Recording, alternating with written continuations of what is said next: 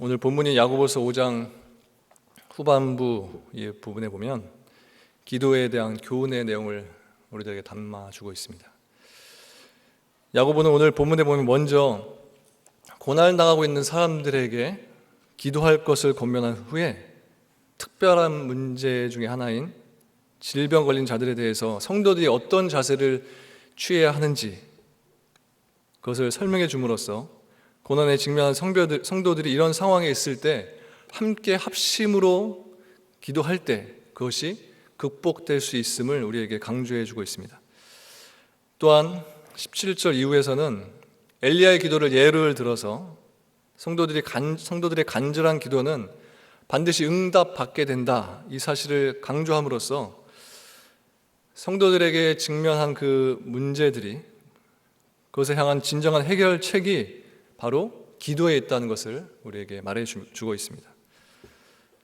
사실 성도들이 본인 스스로 자기에게 경험되어지는 고난을 극복하면서 주님의 다시 오실 그 재림 때까지 기다린다, 이 사실은 굉장히 어려운 부분이라고 할 수 있습니다. 따라서 성도들에게는 서로가 서로를 도와줌으로써 그 고난 가운데 있을 때 그 고난을 함께 극복해 나가는 성도가 간의 그런 신앙의 자세, 그 모습이 있어야 한다는 것입니다. 성도들이 당하는 고난은 각 사람이 처한 그 상황에 따라서 모두 다 다르다고 할 수 있습니다. 그리고 성도들이 고난당한 다른 사람을 직접 도울 수 없는 경우도 무수히 많이 있습니다. 이런 경우에 성도들은 중보 기도를 통해서 고난에 처해 있는 어떤 어려운 가운데 있는 사람을 기도로서 도울 수 있다라는 겁니다. 즉 성도들은 그리스도 안에서 성령으로 하나됨으로 말미암아서 하나로 연합된 존재이기 때문에 각자의 그런 다양한 경험 속에서 기도를 통해서 서로 하나 될 수 있고 연합될 수 있다는 겁니다. 그러므로 성도들은 서로가 서로를 돌아보면서 기도하되 특별히 고난당하는 사람들을 위해서 간절히 기도할 수 있어야 된다라고 오늘 본문에서 야고보는 이야기하고 있습니다. 13절 말씀입니다. 너희 중에 고난당하는 자가 있느냐? 그는 기도할 것이요 즐거워하는 자가 있느냐? 그는 찬송할지니라. 이곳에서 야고보가 고난과 그리고 또 즐거움에 대해서 언급하고 있는 이유는 사람들이 이 두 상황, 고난과 즐거움, 이 상황에서 쉽게 실족하고 넘어지기 때문에 그렇습니다. 세상 사람들이 고난을 당할 때 쉽게 낙담하면서 또 그 상황에서 하나님을 원망하고 또 불평하는 모습들이 있습니다. 또 일이 잘 돼서 기쁠 때에는 하나님께 돌리지 않고 모든 공을 자신에게 돌리면서 하나님 앞에는 교만한 모습을 보이게 됩니다. 그런데 우리 성도들은 이러한 모습에 반대가 되어야 됩니다. 즉 성도들은 고난을 당할 때 그 고난 속에서 하나님의 뜻을 발견하기 위해서 또 힘써야 되고 그 고난을 이길 수 있는 힘을 하나님께서 나에게 주시기를 위해서 그 상황 가운데서 기도해야 된다는 겁니다.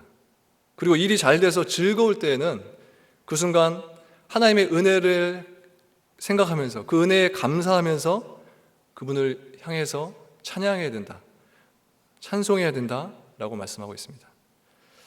오늘 본문에서는 성도 간의 교제 이전에 하나님과의 깊이 있는 교제가 반드시 우리에게는 선행돼야 할 것을 우리에게 교훈해 주고 있습니다. 교회는 사람들만의 모임으로 조직된 교시, 장소가 아닙니다. 아무리 많은 수의 사람들로 이루어진 예배, 집회라고 할지라도 그 안에서 하나님이 함께 하시고 모여있는 성도들과 함께 하나님과의 교제됨이 없다면, 그리고 머리 대신 예수 그리스도께서 그 성도들 각 사람 가운데 하나하나를 붙드시지 아니하신다면 건물로서의 교회지만 그것이 진정한 교회의 모습을 가진 모임 예배 또 성도라고 할 수 없다는 겁니다. 따라서 교회의 구성원인 성도 각 개인은 먼저 하나님과의 그런 관계가 올바르게 성립되어 있는지 항상 이 부분을 확인하면서 하나님과 깊은 관계를 지금 내가 현재 나누고 있는지 이것에 대해서 우리가 관심을 가지고 또 이 부분에 대해서 우리가 집중할 수 있어야 됩니다.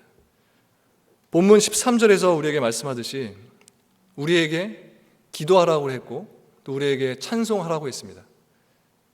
특별히 기도와 찬송은 하나님을 경배하는 모든 행위를 포괄하는 말이다라고 볼 수 있는데, 그래서 이 본문에서는 결국 우리가 언제 또 어떠한 상황 가운데 있더라도 하나님을 향해서 경배하는 이 모습이 멈춰서는 안 되고 그것이 그쳐져서는 안 된다, 이렇게 우리에게 야고보가 권고하고 있는 말씀인 겁니다.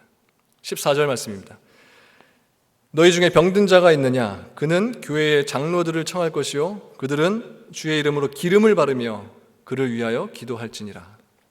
13절에서 앞절에서 고난을 기도로 극복할 것을 권면했던 야고보는 이어서 14절에서는 특별한 문제의 하나인 질병, 이 병을 예로 들어서 고난을 직면한 성도들이 기도로서 그 상황을 극복해야 된다는 것을 재차 다시금 반복해서 강조하고 있는 겁니다. 야고보는 이어서 병든 자에게 교회 장로들을 청하라, 이렇게 말씀해서 권면하고 있습니다. 그런데 여기서 의문이 생기는 것은 야고보가 병든 사람이 있을 때 왜 의사를 먼저 찾으라고 하지 않고 청하라고 하지 않고 왜 장로를 먼저 청하라, 이 부분입니다. 여기서 야고보의 권면은 결코 병든 자에게 의사를 청하지 말라는 말이 아니라 야고보는 단지 우선순위에 대해서 지금 말하고 있는 겁니다. 즉 의사를 부르기 전에 너가 환자로서, 질병을 가지고 있는 자로서 먼저 하나님을 찾아야 된다. 의사를 찾기 전에 너가 해야 할 일은 하나님께 먼저 나아가고 하나님을 먼저 찾는 것이다, 이렇게 권면하고 있는 겁니다. 성도가 어려움에 처했을 때 하나님 안에서 해결책을 찾기보다는 세상에서 우리가 그것을 찾으려고 하는 것은 지극히 성도로서 잘못된 모습, 행동이라고 할 수 있습니다. 많은 사람이 어려움을 만나면 세상에서 그 방법을 찾다가 결국 모든 희망이 다 사라진 후에 그 자신의 노력으로 해도 이것은 절대 불가능하구나, 정말 인생의 끝자리에 머물렀을 때, 그 위치에 내가 섰을 때 이 사실을 깨닫게 된 후에야, 그제서야 비로소 하나님을 찾고 하나님께 그때에서야 나오는 그런 어리석은 모습이 우리에게 있다라는 사실입니다. 14절에 보면 청함을 받은 사람이 해야 될 첫 번째 일은 병자에게 기름을 바르는 것이다, 이렇게 기록되어 있습니다. 병자에게 기름을 바르는 것은 고대 사회에 있어서 하나의 관습이라고 할 수 있는데, 보통 치료적인 효과를 얻기 위한 것이었지만 여기서의 기름은 하나님의 은혜를 뜻한다고 할 수 있습니다. 그래서 병자에 대한 하나님의 관심과 신실하심을 나타내주는 상징적 행위로 이렇게 요청이 되었던 겁니다. 즉 병자에게 기름을 바르는 것은 그 치료의 결과에 상관이 없이 약한 자가 하나님의 사역이 그에게 실행됨을 알게 해주는 행위라고 우리가 볼 수 있습니다. 탈무드 책에 보면 이런 질문이 나옵니다. 몸 하나에 머리가 2개 달린 아이는 한 사람인가, 2사람인가? 뭐가 답인가요? 답은 둘 중 한 머리에만 뜨거운 물을 부어서 나머지 한 머리가 뜨거움을 느끼면, 아니 생글생글 웃고 있으면 2사람인 거고, 반대로 뜨거운 물이 닿지도 않았는데 울면 그 다른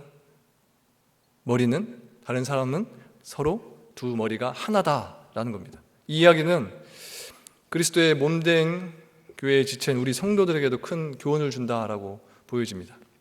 여러분 주위에 있는 성도가 어떠한 문제로 인해서 고통 속에 있을 때 그와 함께 고통하며 그 문제 해결을 하나님 앞에 간구하는 모습이 지금 나에게 있는지, 만약 내 주위에 어려운 상황이 보여지는 성도가 분명히 내 주위에 있음에도 불구하고 그 성도를 보고서도 내가 아무런 아픔을 느끼지 않고 또 그를 도우려고 하는 마음도 갖지 못하고 있다면 우리는 그리스도의 몸된 교회에 하나된 모습으로 속해 있다, 이렇게 말할 수 없을 겁니다.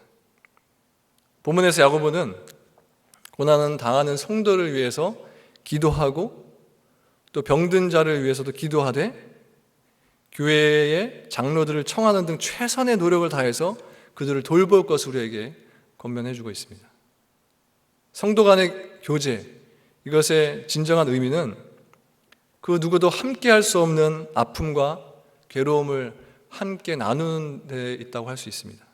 그러므로 우리는 이 교훈을 깊이 새겨서 서로를 돌아봄으로써 세상은 점점 마음과 생각이 나눠지고 그 가운데서 진정한 위로가 결여되어지고 없어지는 이때이지만 오히려 교회는 성도 간에 더 뜨겁게 사랑하고 더 깊이 있는 위로를 나누는 일에 우리가 노력하고 최선을 다해야 된다. 그 모습을 우리가 가져야 한다라는 겁니다. 15절 말씀입니다. 믿음의 기도는 병든 자를 구원하리니 주께서 그를 일으키시리라. 혹시 죄를 범하였을지라도 사하심을 받으리라. 여기에 보면 병든 자에게 중요한 것은 기름이 아니라 기도라 이렇게 말씀하고 있습니다. 장로들의 믿음의 기도로 말미암아 병든 자가 구원을 받는다라고 했는데 이것은 단지 종말론적인 그 구원을 말하는 것이 아니라 병든 자가 회복되는 것을 지금 말하고 있는 겁니다. 또한 주께서 일으키시리라 이 말씀도 동일하게 육체적인 그 질병의 치유에 대해서 우리에게 말씀해 주고 있는 겁니다. 그런데 본문에서 지금 15절에 보니까 구원하다, 일으키다, 그리고 사하다 이렇게 말씀이 되고 있습니다. 믿음의 기도는 병든 자를 구원하리니 주께서 그를 일으키시리라. 혹시 죄를 범하였을지라도 사하심을 받으리라. 이 모든 세 단어가 미래형으로 지금 표현되고 있는 것을 보게 되는데 이처럼 이러한 일들은 종말에 이러한 현상에 대해서 말하기보다는 믿음의 기도로 인해서 하나님께서 치유의 은혜를 우리에게 베풀어 주실 것을 암시하는 그런 표현이라고 우리가 이해할 수 있겠습니다. 다음에 16절 말씀입니다. 그러므로 너희 죄를 서로 고백하며 병이 낫기를 위하여 서로 기도하라. 의인의 간구는 역사하는 힘이 큼이니라. 또 여기서 기도하라라는 말은 명령형으로 쓰여 있습니다. 기도가 우리들에게 그래서 계속적으로 이루어져야 한다. 우리의 삶에서 계속해서 기도가 끊이지 않고 있어야 한다는 겁니다. 한편 카톨릭에서는 여기 서로 고하며라는 말을 신자들이 사제에게 죄를 고하는 고해 성사의 근거로 삼고 있는데 이것은 고해 성사의 근거가 된다기보다는 개신교에서 말하는 만인 제사장설의 근거가 된다고 할 수 있습니다. 즉 성도라면 누구나 개인적으로 누구를 통해서가 아니라 개인적으로 1대1로 직접적으로 하나님께 나와서 자신의 죄를 하나님께 회개하고 기도할 수 있다라는 겁니다.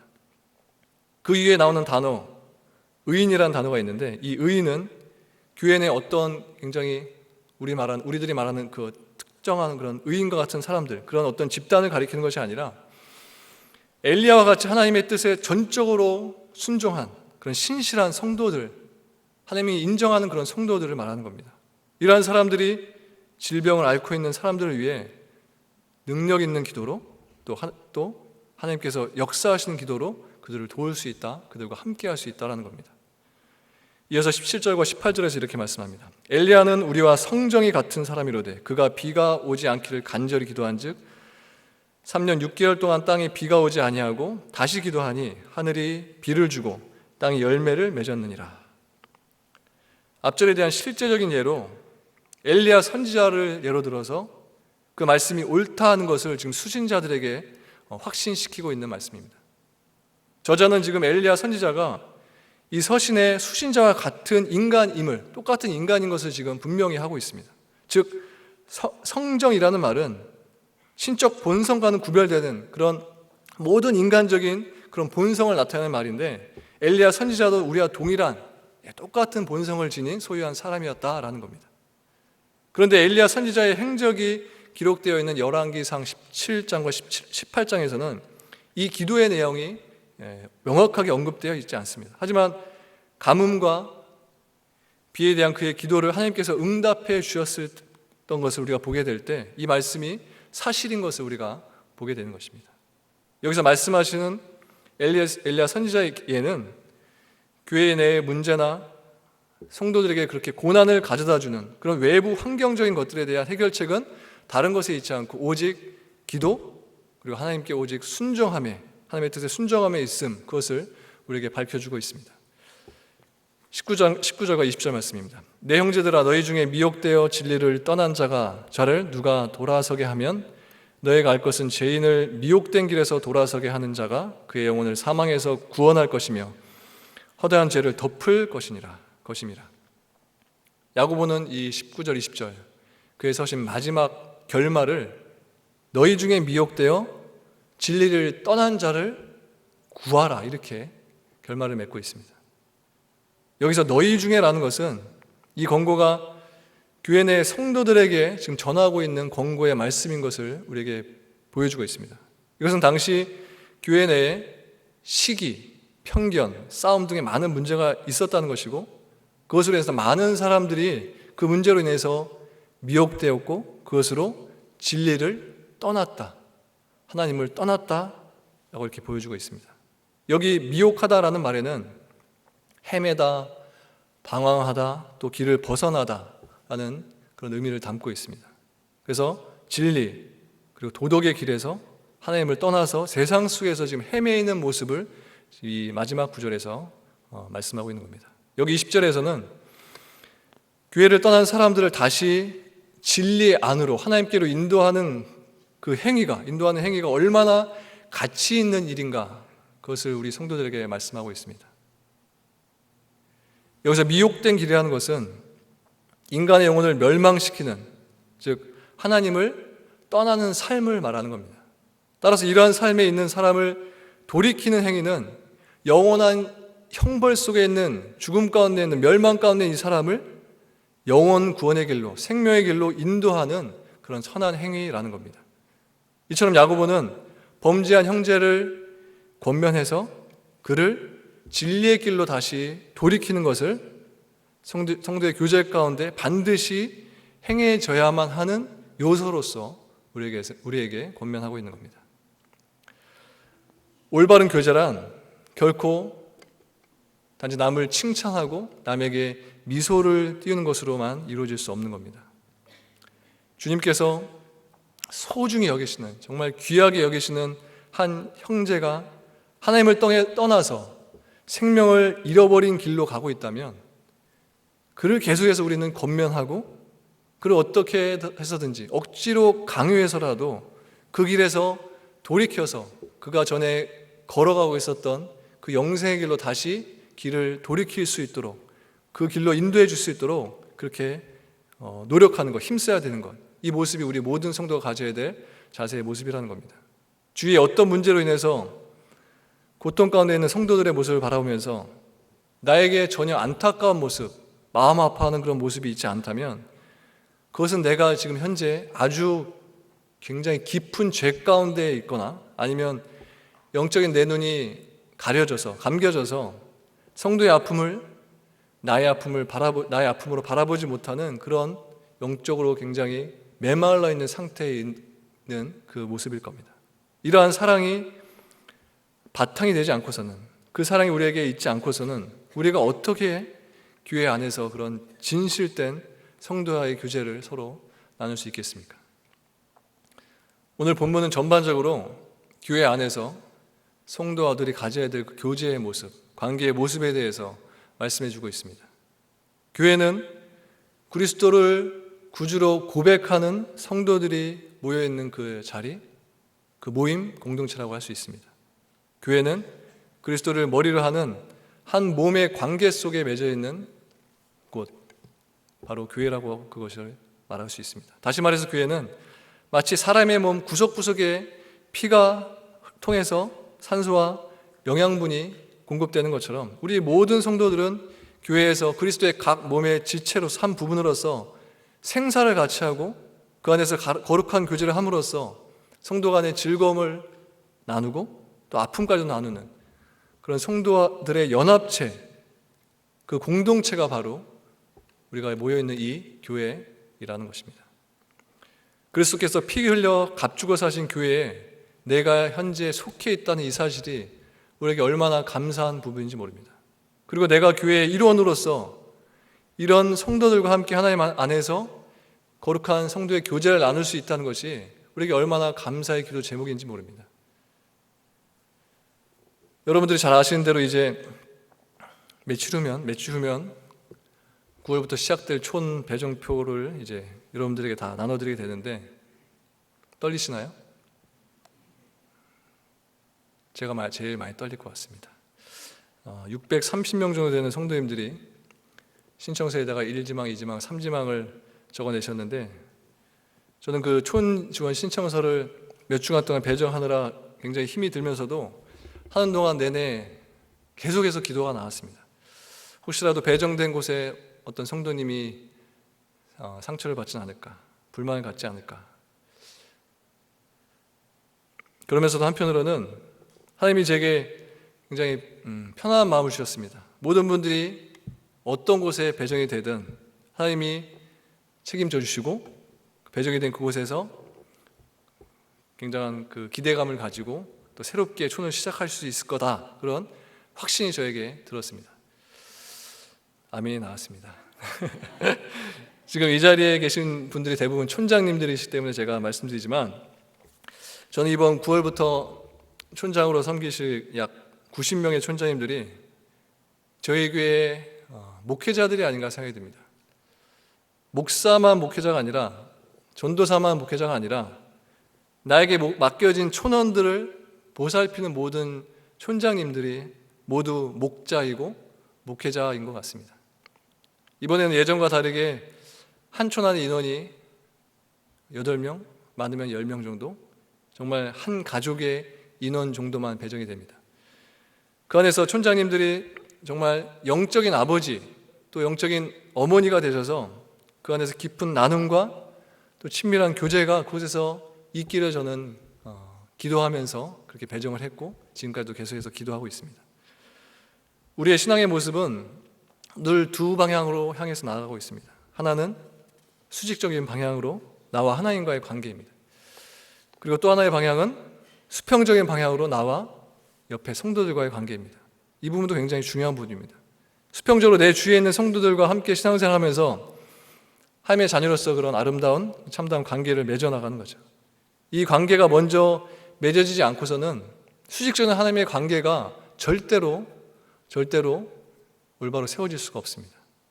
마태복음 5장에 보면 하나님께 예물을 드리러, 예배를 드리러 왔는데 자신의 형제와 싸웠거나 불편한 관계에 있다면 먼저 가서 그 형제와 화목한 후에 다시 와서 예배를 드리라, 이렇게 말씀합니다. 하나님이 원하시는 것은 물론 예배, 하나님은 예배를 통해서 영광을 받으시지만 예배를 드려오는 성도들이 서로 관계가 깨져 있는 상태에서 오는 것을 절대 원치 않으신다는 겁니다. 나와 하나님과의 수직적인 관계는 아주 좋다고 할지라도 나와 옆에 있는 다른 성도들과의 수평적인 관계가 틀어진 상태에 있다면 그 예배를 하나님께서 기뻐 받으실까요? 성도와의 관계뿐만 아니라 세상 사람들의 관계도 마찬가지입니다. 매주일 제가 오전 10시 30분에 교회 안내 과정을 하면서 교회에 새로 오신 분들하고 시간을 갖고 있는데 한 번은 제가 정말 쥐구멍이라도 숨고 싶은 심정이 있었습니다. 어떤 분이 저에게 처음 오셔서 그 시간에 잠깐 시간 내서 대화하는 중에 하시는 말씀이 본인이 아는 어떤 분이 이 교회 다니는데 사실 그 사람이 이 교회 다녀서 나 이 교회 오기 싫었다. 그 이야기를 들으면서 제가 얼마나 마음이 아프든지 제가 죄송하다고 얘기를 해야 되나? 무슨 사정이 있었겠죠. 무엇을 얘기할 수 있는 상황이 아니었습니다. 나로 인해서 전도되어지는 것이 아니라 나 때문에 교회 오기 싫어하는 사람이 생긴다면 그분의 삶은 오히려 하나님의 일을 방해하고 있다고 볼 수밖에 없습니다. 여러분, 꼭 내 입으로 복음을 제시해야, 하나님의 말씀을 나타내야, 말로 전해야 그게 전도라고 생각하지 마십시오. 물론 자신의 입으로 복음을 제시하는 그런 믿음, 담대함 그렇게 가지고 그렇게 전도하실 수도 있지만 사실 많은 성도들이 신앙생활 수십 년 해도 가장 어렵게 생각하고 하지 못하고 있는 것이 전도입니다. 교회에 처음 나오시는 분들 중에 의외로 많은 분들이 기존에 자신들이 알고 있었던, 봐왔던 교회 다니신 분들의 어떤 모습, 그분의 보여줬던 그 삶을 존경하고 또 칭찬하는 마음을 갖고 교회에 첫발 내디신 분들이 많습니다. 그분이 무슨 한마디 하나님 믿으십시오, 우리 교회 좋습니다, 가십시다, 꼭이 말이 아니라 그분의 행실 자체를 통해서 보고 교회로 처음 오시는 분들이 굉장히 많이 있습니다. 하나님은 우리에게 세상에서 빛과 소금이 되라고 하셨는데 빛이 말을 하나요? 소금이 말을 하나요? 그냥 빛은 그저 빛을 발할 뿐이고 소금은 그냥 짠맛을 낼 뿐입니다. 말하지 않습니다. 성경에서 말씀하듯이 세상 사람들에게 우리의 착한 행실을 보여줘서 하나님을 알게 해라 이렇게 했습니다. 여러분들은 세상에서 믿지 않는 사람들에게 어떤 모습을 보여주고 계신가요? 하나님은 우리가 하나님에게 보여주는 모습보다, 교회에서 성도들에게 보여주는 모습보다 우리가 세상에서 보여주는 모습을 더 중요하게 여기지 않을까 생각이 듭니다. 세상에서 빛이 안 되는데 교회에서 빛이 될 수 없습니다. 세상에서 본이 안 되는데 어떻게 그 모습으로 세상 사람들에게 하나님을 전하고 전도할 수 있고, 어떻게 내가 교회 다닌다, 내가 하나님의 자녀다 이렇게 떳떳하게 말할 수 있겠습니까? 촌모임 때 말씀을 나누는 데 앞서서 우리에게 필요한 모습, 필요한 것이 있다면 뭐가 있을까요? 서로가 서로를 잘 모르는 가운데 있으면서 그냥 일로 말씀 묵상 나누는 게 가장 중요한 거니까 그것만 그냥 집중하면 되나요? 말씀을 나누더라도 그 사람의 현재 상황이나 그 사람의 형편들을 먼저 충분히 아는 상태에서 말씀을 나누게 되면 훨씬 더 그 사람의 나눔에 대해서 공감할 수 있게 되고, 또 나도 그 사람이 나누는 내용을 통해서, 그리고 그 사람의 삶을 통해서 더 깊은 묵상과 나눔이 그 자리 가운데 있게 되지 않을까 생각이 됩니다. 저는 촌모임의 자리가 함께 웃고 또 함께 울 수 있는 자리가 되어야 된다고 생각합니다. 여러분 교회에 왔을 때 언제 웃으시고 또 언제 우시나요? 교회에서 자신에게 좋은 일이 있고 또 자녀들에게 좋은 일이 있을 때 그것에 대해서 다른 성도들과 함께 교회에서 좀 나누고 싶은데 다른 사람들이 그 이야기를 들으면서 배 아파하지는 않을까? 그리고 그냥 밝히지 말고 그냥 숨기고 싶어서 그냥 덮고, 자신에게 분명히 나누고 싶은 굉장히 좋은 기쁜 일이 있음에도 불구하고 그냥 덮고 지나간다면 그 즐거움이 자신 안에서만 멈춰지게 되는 거죠. 갇혀지게 되는 것이죠. 하나님이 그 사람에게, 성도에게, 한 성도에 주신 복, 넘치는 복, 하나님이 주신 넘치는 은혜를 서로 마음껏 내 주위에 성도들과 함께 나눌 수 있는 자리가, 촌의 자리가 되어서 그것으로 함께 웃고 하나님 함께 기뻐할 수 있는 자리가 되어야 된다는 겁니다. 그리고 또한 촌모임은 함께 우는 자리도 되어야 된다고 생각합니다. 하고 싶은 속 깊은 이야기는 많이 있는데 혹시라도 이야기가 어디라도 새지 않을까, 그 염려 때문에 꺼내지도 못하고 또 괜히 얘기해봤자 자신의 수치인 것 같아서 계속 그냥 덮어만 두면 자기의 아픔을, 그 아픔을 자기 혼자 다 감당해야 되는 거고, 그것으로 자신은, 그 한 사람은 더 깊은 상처를 받을 수밖에 없습니다. 하지만 촌모임에서 어려운 일들을 함께 나누고 그 문제를 끄집어내서 그것으로 모두가 함께 아파하면서 그 사람의 아픔을 나의 아픔으로 생각하면서 함께 눈물 흘릴 수 있는 자리가 촌모임의 자리가 될 수 있어야 된다라는 겁니다. 본교회에 와서 제가 사역 시작하기 전에 몇 번 촌모임에 참석한 적이 있었습니다.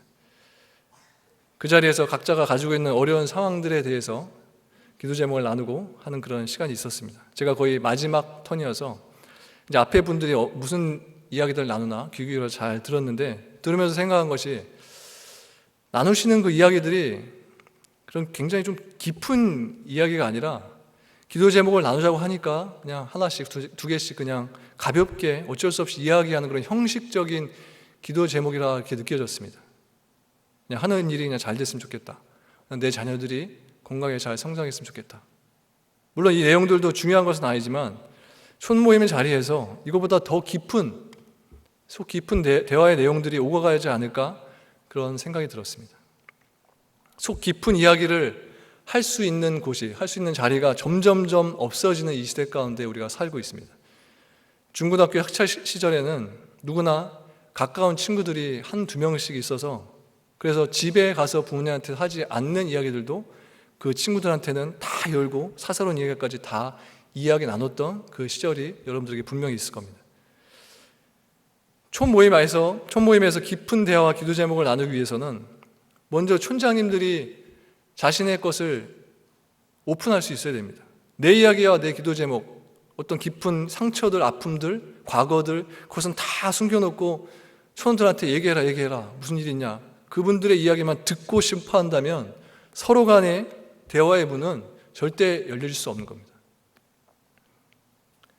하나님께 연락드리는 긴급 전화번호가 있다고 합니다.